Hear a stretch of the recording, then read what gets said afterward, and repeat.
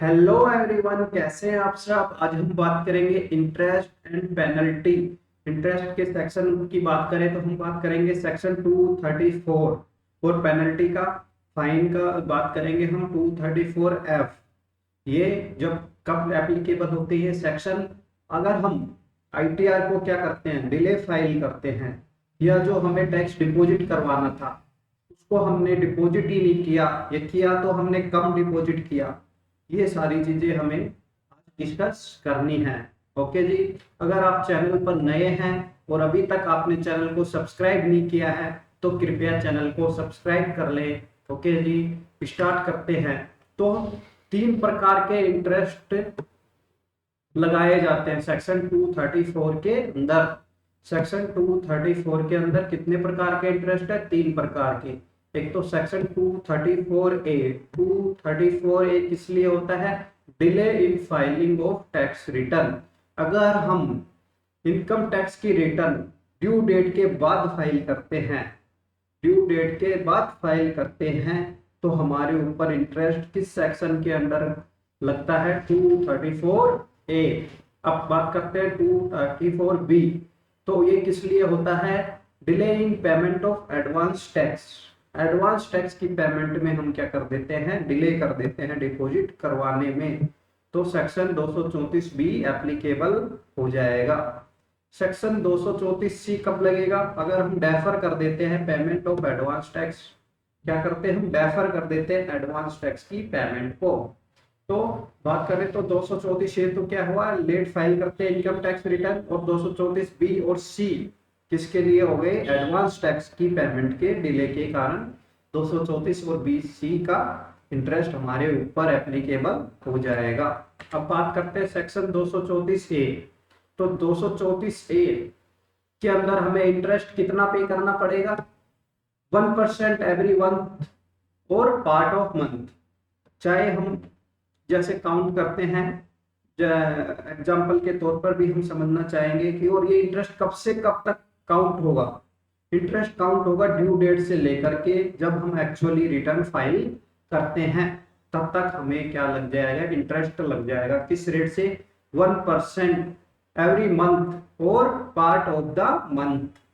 जैसे एग्जाम्पल के तौर पर एबीसी है कोई, उसने अपनी रिटर्न फाइल करनी थी, उसकी ड्यू डेट थी मान लो 31 जुलाई 2021।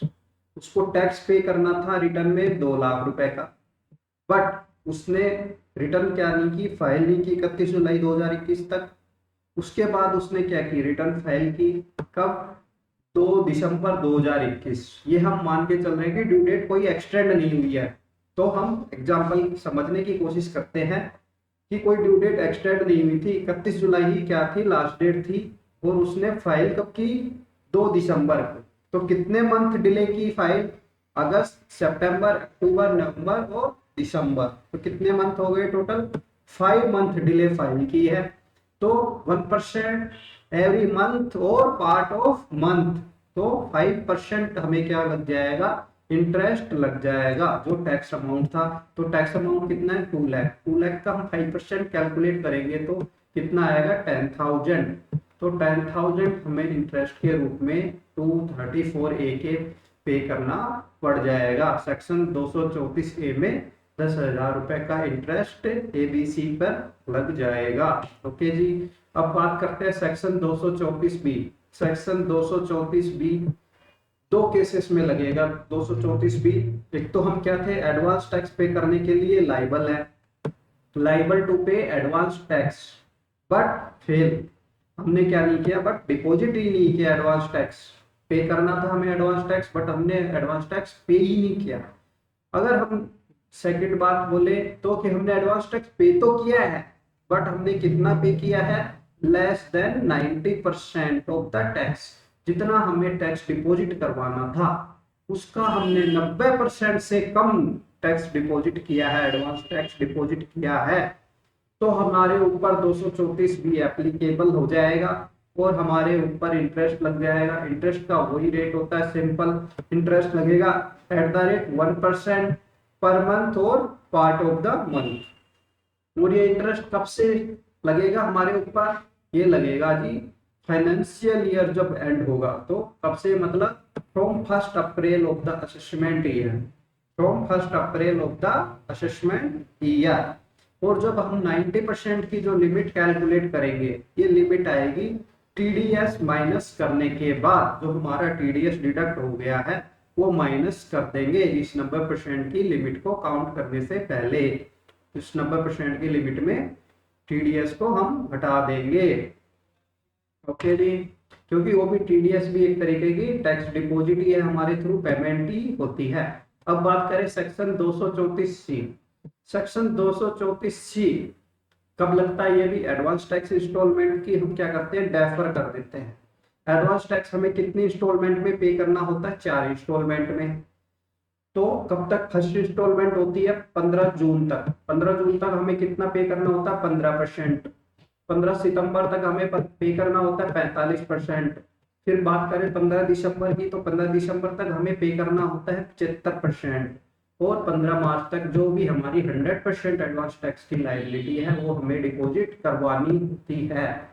अगर हम 44AD के अंदर रिटर्न फाइल करते हैं तो हमारी सिंगल इंस्टॉलमेंट होती है एडवांस टैक्स की, वो होती है 15 मार्च तक। हमें क्या करना होता है? डिपॉजिट करना होता है 100% ऑफ एडवांस टैक्स। अगर यहाँ हम बीच में कुछ भी पे नहीं करते हैं तो भी हमारे ऊपर कोई इंटरेस्ट एप्लीकेबल नहीं होगा 44AD की रिटर्न फाइल करते हैं तो। अब बात करते हैं तो इंटरेस्ट कितना लगेगा। इंटरेस्ट की रेट तो वही सेम होगी 1% पर मंथ। और पीरियड कितने के लिए? जैसे 15% डिपॉजिट करना था उससे हमने कम डिपॉजिट किया, मान लो किस अमाउंट पर इंटरेस्ट पे करना पड़ेगा? 15% of amount minus tax already deposited, जो हमने डिपॉजिट करवा दिया। तो जो डिफरेंस आएगा उस पर हम क्या लगा देंगे? इंटरेस्ट लगा देंगे 1% पर मंथ की। और कितने पीरियड के लगेगा? 3 मंथ के लिए। फिर ऐसे ही बात करते हैं 15 सितंबर तक हमें कितना पे करना था? 45%। तो उस पर इंटरेस्ट कैसे लगाएंगे? 40% of the amount minus tax already deposited. 15 सितंबर तक जो हमने डिपॉजिट करवा दिया वो माइनस कर देंगे, तो उस पर हमारे ऊपर इंटरेस्ट लग जाएगा। ऐसे ही फिर हमें कितना करना था 15 दिसंबर तक? 75%। तो 75% से जितना हमने कम डिपॉजिट किया है उस पर हमें इंटरेस्ट पे करना पड़ जाएगा। अब बात करें फोर्थ इंस्टॉलमेंट की, तो मार्च 15 तक कितना करना होता है? 100%। अब 100% से जितना हमने कम डिपॉजिट किया है उस पर हमें क्या लग जाएगा? 234C का इंटरेस्ट लग जाएगा, वो हमें पे करना पड़ जाएगा। ओके जी, अब ये बात तो हो गई हमारी 234ABC। अब बात करते हैं F। 234F किसकी बात करता है ये? What is section 234F? ये किसकी बात करता है? Late fees. किसकी बात करता है? Late fees. Late fees is to be paid is return is not file. कब पे करनी पड़ेगी? अगर हमने रिटर्न ही फाइल नहीं की है within the due dates. जो ड्यू डेट थी मान लो वहां तक हम अगर रिटर्न फाइल नहीं करते हैं तो हमें सेक्शन 234F में लेट फीस पे करनी पड़ेगी। किस पर अप्लाई होगी ये लेट फीस?